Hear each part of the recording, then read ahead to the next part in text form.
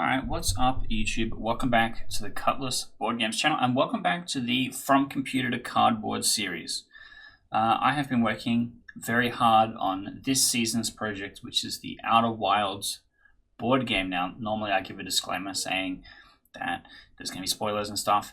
In this one, I'm just going to be talking about the construction of the prototype. That's not going to actually have any specific spoilers or anything. This is totally safe to watch. But the next video after this one, we are going to play through the entirety of the game, which will have spoilers. So that gives you a whole week to go and play Outer Wilds in anticipation for that, and you should play Outer Wilds. It's possibly the greatest video game of all time. But let's talk about the project. So basically, from computer to cardboard, we take a video game and we look at how the things that make that video game unique could be interpreted as a board game. And this project was really hard. Outer Wilds does a lot of different stuff. It does a lot of stuff that requires you to physically go to a location and wander around and has puzzles and has, minor dialogue with characters and stuff like that. But it ultimately is kind of like an escape room experience where, solving puzzle A gives you a key to figure out then solve puzzle B. Talking to this NPC over here gives you a clue to solve puzzle C, and you're slowly putting it all together to, unlock the exit or whatever, basically. To be incredibly reductive.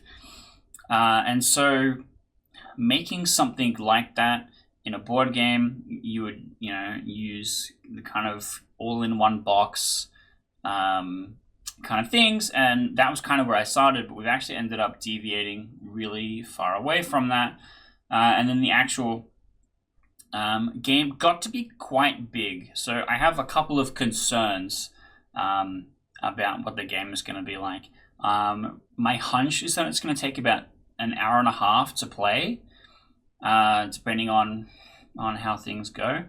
I have a victim. I have a person in mind who is going to come over and play through the game. They're a big Outer Wilds fan, which is going to help a lot. I obviously don't need to force someone to play the game first and then come and play the board game.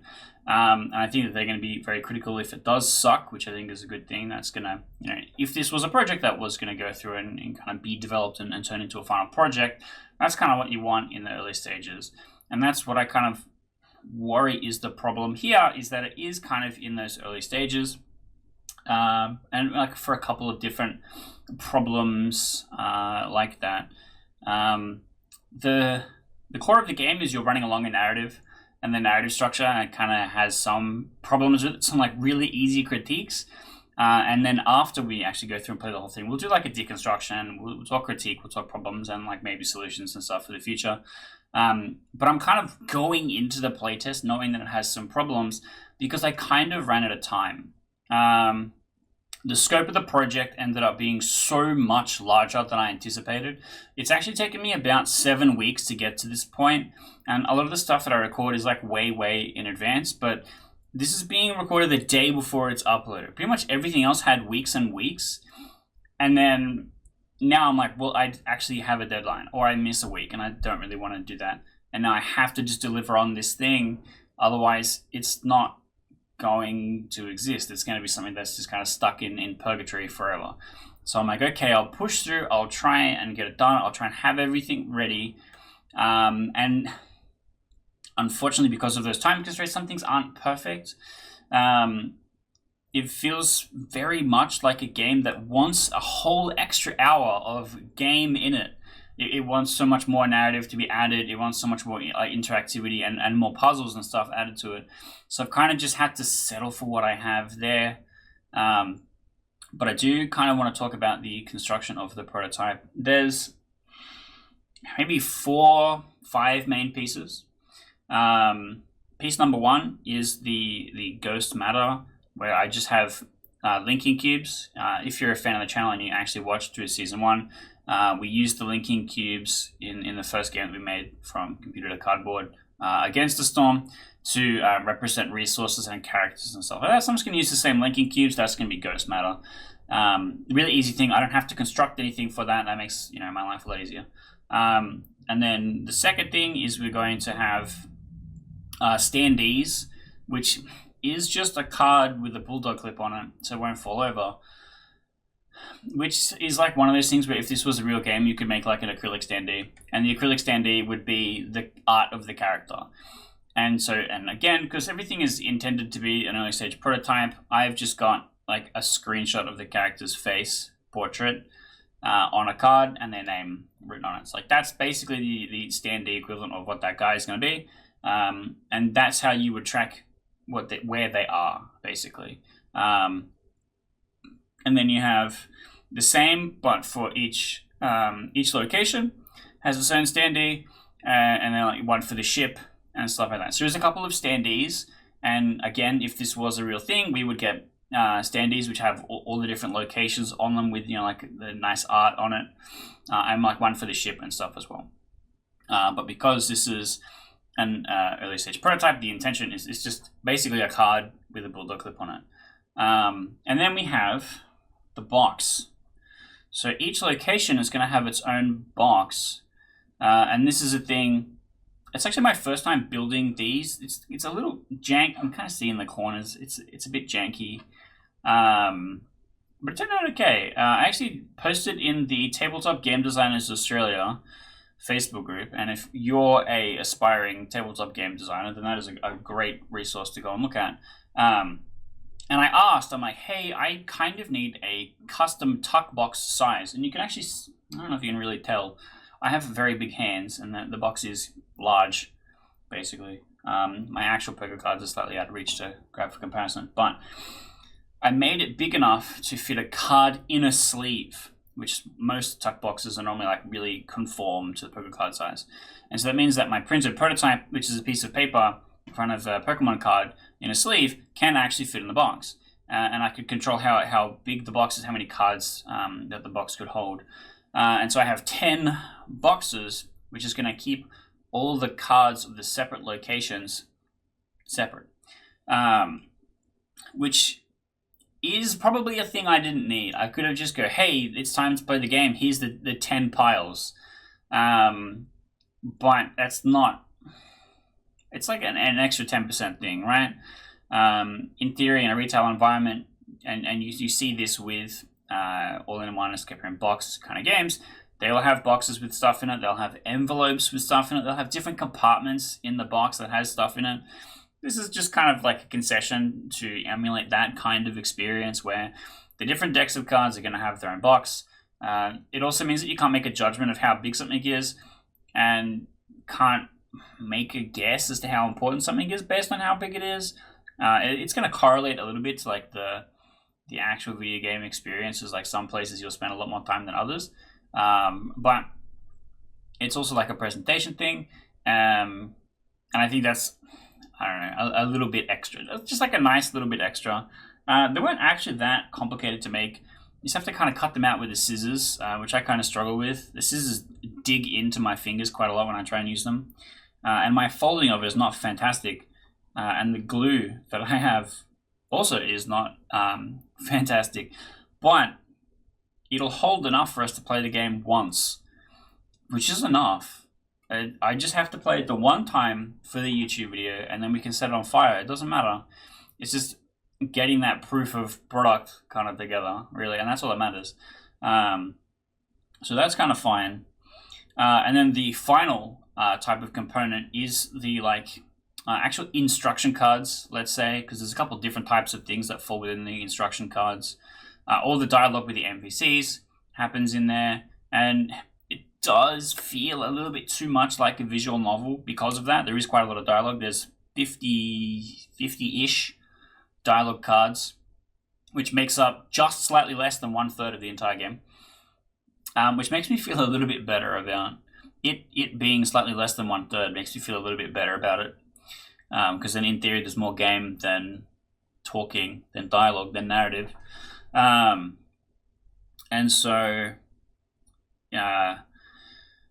that's kind of how the narrative is communicated, and also like gives the player hints as to some of the puzzles and tells them the different places they're supposed to kind of go to and explore and stuff like that. And then there is keys and gates. I think that I mentioned in previous videos about the development of this. Keys and gates is kind of like the main easiest type of puzzle where it's basically like you will progress at a location until you hit a gate, and then unless if you have the key for that gate, you'll have to go somewhere else and try and find the key and then come back. And it basically allows me to have a non-linear story where it's like I don't show up at Timberhearth, do everything at Timberhearth, leave and never come back, and like do the next place and do it sequentially. It means that you can bump around between the different places, and then like kind of how you're choosing your routing between the different places is how you're going to be solving the different puzzles. It is still pretty linear because, and like I said before, I feel like this game really wishes it had a whole extra hour, and because of that, and because of the constraints I kind of have, it is going to be relatively linear, but there is going to be opportunities to go to a place or avoid a place or like prioritize some different places, but like much less than actually how the video game does. Obviously, the video game has a huge advantage in this, in how everything is constructed modularly. Like each location has like something on the north and south pole, and then like a couple cool things scattered around it. And like where you show up and where you look at things, it will show you what's going on and what different things there are, which is kind of fine, right? We have a little bit of that, like you can explore and see different parts of things, but it's, it won't be able to compare. And then there's the only really other card types are like more instructional, like giving you the ability to move characters around, spawning ghost matter at locations. And there's one type that's like literally just clues for a puzzle, basically. And then as the player kind of like plays through all the cards, they end up like interacting with every card. Like you won't be able to miss anything, which is kind of like why I think it's more linear than not. In theory, in the Outer Wilds video game, you could accidentally never interact with anything and complete the game on your first loop, which would be really funny. It's incredibly unlikely, but you would have to just kind of luck into like everything and like really quickly and stuff like that, which is a bit unrealistic. But that's kind of the idea, is that you're going to a place, learning a thing, it tells you something that you can go to another place and like maybe solve a puzzle here, and then like kind of that same kind of bumping around and looking at stuff. And like I'm not going to complete this whole area because I don't need to go and look at I don't need to complete an entire planet before moving to another one. I might go to a place and it teaches me a thing about somewhere else, and then while that's fresh in my memory, I will go to that somewhere else and solve that puzzle. That's kind of how Outer Wilds is designed. And I tried to do something a little bit similar to that. It's not quite as good because I'm a bit more limited, but it seems to go okay. And then like kind of the narrative's kind of the main thing. But like I said, I think the narrative has a problem because it's not delivered the greatest, and also I kind of had to kind of rush the ending a little bit just to get it done, because unfortunately sometimes, and when making a game prototype like this, sometimes you just need to see what the core of it is, check that the wheels are spinning, kick the tires, so to say, and then see that, okay, what parts are good, what parts are bad, what needs more work before I do the next playtest and stuff like that. And one of the problems of this series is there is no next playtest. We just kind of go, okay, this is the thing, this is the proof of concept, did this work? No, well, it sucks to be me, basically, and that's kind of how it's going to be. And in the next episode, we are going to play it. We're going to walk through the whole thing. For the first season, Against the Storm, we basically did the playtest feedback over B-roll of the game being played, because the location we played it at, it was really difficult to film, and we wouldn't be able to get clean audio to like kind of like do the whole thing as a play, and it was like really hard to kind of be shown on the camera. All I really had was my phone to film, and so it was easier to go into a critique and just kind of talk about the experience, like what would we change, what's the success, what's the failure, and I showed off a little bit more of the game in the like lead up episodes. Like I went through the whole rules document, all this kind of stuff. I didn't want to do this for this game because it'll kind of spoil it. The whole thing is discovering and exploration stuff. If I just told you everything that's going to happen and then you watched the game being played, there's no discovery there. There's no excitement. There's no joy. So we're kind of doing it in a little bit of a different order because of how, what's expected from the game, which is a little awkward. But because we're filming here in the Cutlass Board Game Studio, right, you can see pictured in my B-roll of me working the guillotine, or possibly gluing together the boxes, that I'm going to have a little bit of better control both with audio, because I have this nice microphone, which you can see, Wave Hello microphone. And also I have a couple different cameras and webcams. And if you've seen Tim on the channel, we've been playing the Cutlass board game. We have like a nice little green screen set up. We have a couple of webcams and table cam and stuff like that. So we're going to have kind of a nice setup where we can see a bunch of different things. I'll have my phone camera up as well. We can have a couple of different cuts of different angles, see what's going on. And then like actually really deliver the experience of the game so you can see it being played. You can get the vibe for what's happening. And then in the episode after that, I basically go, okay, what sucked? What needs to change? What was good? What kind of things, if this was going to be a real game, what do we need to change? And that's kind of the idea. The whole series, and I know I've probably said this a few times by now, is taking the core concept of an idea so that you at home and person who wants to design board games can see how that inspiration is captured. Because, you might be inspired to make an Outer Wilds game. You might be inspired to make a Street Fighter game. You might be inspired to make a game based on a movie. Any of these kind of things, right? And then by the time you realize that you can't actually get the Godzilla IP, a great blow to my career, then you go, okay, what is a way for me to take the things that I distilled parts of that experience, or what makes Godzilla unique, and then how can I create an IP that I can attach to that using art or whatever. And like you kind of it's more of a producer role at that point to like turn it into a real thing. And it's possible that I could do that for this. So like create all new NPCs, rename all the locations, set up different puzzles and stuff like that, and it could be a game. But the point is more to show the process for you, the viewer, to see, okay, how did we start? What did we identify was all the things I wanted to be in the game? How did I construct all the things? Like, see a bit of time in the Photoshop, and then me laying out cards and figuring out how it's all going to come together.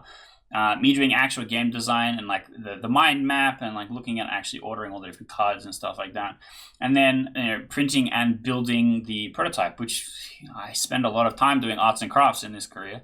A thing I don't particularly enjoy, but I get to play with the fun cards and stuff afterwards. It's kind of worth it. And then you build the thing, and then you play test. And you play test it, you play test with different people. Play testing it on a recording is really helpful because the human memory is not perfect. You can go back and watch the recording. I've made people take recordings for their feedback as well, or take notes. And then you get to go back and go, okay, what really was the problem? Did the play testers, have an emotional reaction to this thing, or positive or negative, or what were the things that they pointed out were moments of friction, or things that were difficult to grasp, and understanding generally, or like reading through the rules or whatever, and you kind of make a checklist of things to change. You adjust a bunch of stuff. You go, oh, this could be better, or this could be better, and then you iterate. You print out another prototype. You build another prototype. You get the guillotine going. You make a whole nother thing. And you do it again, and you repeat that. And then in that repeating process, normally, because I'm self-publishing, if you're pitching to a publisher, it'll be a little bit different. You'll normally complete this and then pass it on. Because I'm self-publishing, I would have the artist that's working on the project be completing pieces which would get incorporated into the prototype as it's moving along, as it's getting close to a final product. When all the art stuff is kind of done, that's when you start getting the manufacturer prototype, where it's like actual manufactured components, the real box that has the real box art on it, like actual card instead of paper in a sleeve. And then, that's when you're kind of showcasing rather than playtesting, and you're interfacing more with customers rather than people trying to give you feedback. And that's kind of what the life cycle is, and that's kind of what this show is trying to demonstrate. But that is it for now. Stick around for the next episode, because we're going to be playing through the whole game. And look, I need your feedback. I need to know if you think it's shit. Because if you watch us play it and you think it sucks, you might have, really interesting feedback that could help me improve, either just my skills as a designer, or maybe I build something similar to that in the future, and you would have a really cool idea that would help that. So that kind of stuff is really important. Up on the screen, I'm going to put the playlist, the whole From Computer to Cardboard playlist. So you can go and watch season 1. You can see that entire project from start to finish. If the actual gameplay of the Outer Wilds video is out, then you will be able to watch that right away. And then maybe also the feedback video is out as well. And you can go and check all of those out. And always click the subscribe button, because that is the thing that helps all YouTubers feel happy and loved and welcome, and that their hard work pays off. This was 7 weeks just to get to this point. I haven't even played the damn game yet. It's kind of a lot of work to try and make this, but I think it's worth it because I think it communicates a lot of cool things about this career, about this hobby, that a lot of people really need to see and understand what's happening so that they can try and do it for themselves. So stick around, see it get played, because I'm hoping it's going to be a good one.